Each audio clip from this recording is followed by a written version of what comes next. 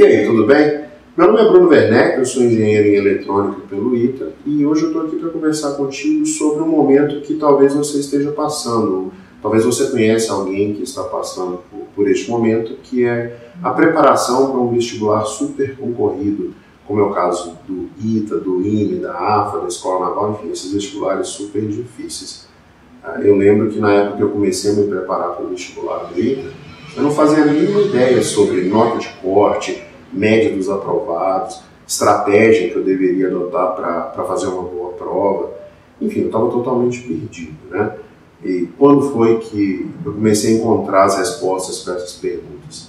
Foi justamente quando eu me matriculei num cursinho específico para o ITA, onde eu tinha aula com vários engenheiros formados pelo ITA, e eles foram abrindo a minha mente, foram me mostrando esse caminho das pedras.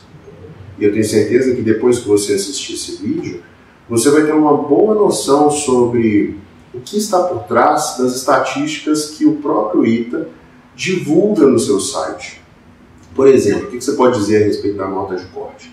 Se você pegar as estatísticas dos últimos 5 anos de provas do ITA, você vai observar que a nota de corte está sempre abaixo dos 71%. Isso mostra para você que o seu principal concorrente não é a pessoa que está sentada do seu lado na prova, nem o seu colega de cursinho, nem o seu colega de colégio. É a própria prova, porque a prova do ITA te dá a oportunidade de errar algumas questões. Peraí, professor, faz uma comparação. Tá bom, eu vou comparar com outro vestibular super concorrido, que é o vestibular para medicina, de uma maneira geral.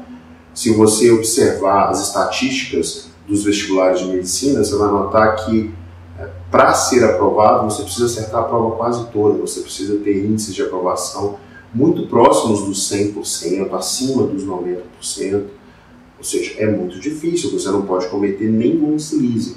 No caso do ITA, não. Você pode se dar ao luxo de errar 20, 25% da prova, que você ainda tem chance de ser aprovado, né? Como que isso impacta na sua estratégia? Significa que você vai começar resolvendo as questões mais fáceis, vai resolver com certeza, depois parte das questões médias, você pode perder um pouco mais de tempo nessas questões, porque elas vão te ajudar a chegar nos 70%, 75%, e no tempo que sobrar, você parte para aquele grupo de 20% de questões muito difíceis, que quase ninguém consegue resolver, tá certo? Essa é a primeira dica. E o que você pode concluir quando você olha para a média dos aprovados em cada uma das disciplinas? O ITA também te dá essa informação. Se você for lá no site, você vai observar que nos últimos 5 anos, as médias de matemática e química têm ficado muito altas. Elas são, em geral, acima dos 70%. Teve ano que matemática foi acima dos 85%, quase 90%. Tá, professor, mas e daí? E daí que, se você quiser fazer diferença, quiser se destacar em uma dessas disciplinas, vai ter muito mais trabalho, você vai precisar acertar a prova quase toda. A gente sabe que é muito difícil fazer isso no vestibular do ITA, né? No vestibular do IME, da AFA, da Escola Naval também. Muito difícil se destacar nessas matérias. Mas aqui a gente está falando mais do vestibular do ITA, porque é o vestibular que eu conheço melhor, né? A gente está sempre andando pelos corredores, tem muito contato com alunos, ex-alunos, então a gente sabe um pouquinho melhor como as coisas acontecem lá dentro. E isso nos leva para a próxima prova de exatas, que é a prova de física, que vinha na mesma tendência de matemática e química. Porém, nos últimos 2 anos, a média caiu, a média de física caiu, está ali sempre abaixo dos 60%. Ou seja, a prova está muito mais difícil. Por que isso aconteceu? Bom, a gente escuta muita coisa, né? A gente sabe que há novos professores no departamento, então isso pode mudar um pouco a estratégia de elaboração da prova.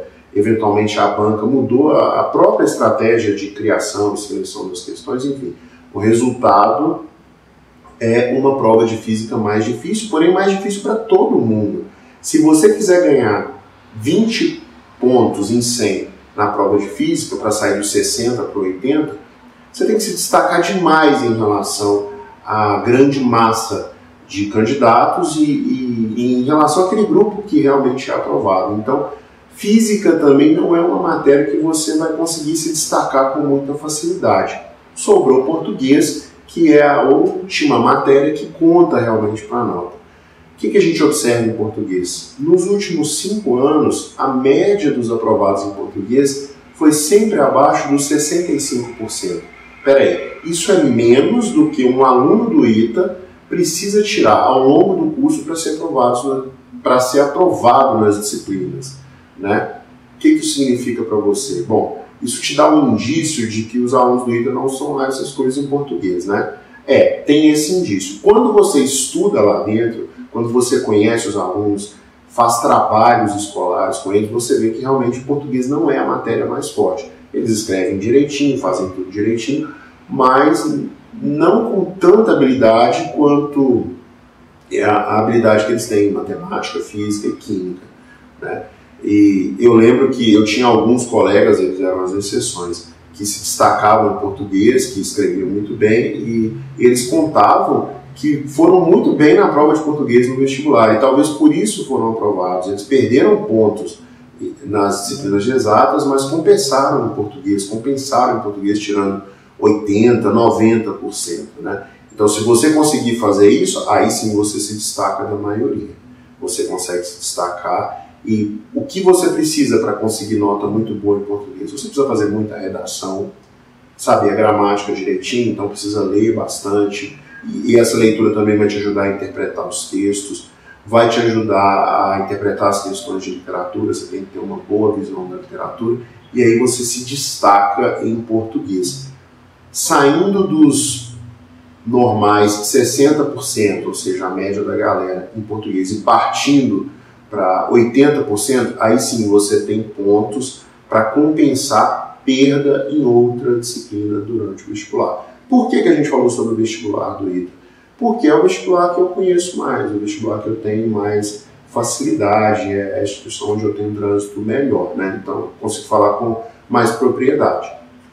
Tá? Se você quiser informações mais detalhadas do que essas que nós passamos para você, tem um link aí embaixo na descrição do vídeo, também no vídeo vai ter um link que te leva para a página onde tem um mini artigo com tabelas, gráficos, enfim, estatísticas sobre tudo que a gente falou nesse vídeo e alguns outros assuntos que a gente vai falar em outros vídeos, tá certo? Eu espero que esse vídeo tenha ajudado vocês, ter ajudado na sua preparação para o vestibular e, novamente, me coloco à sua disposição para aquilo que você precisar.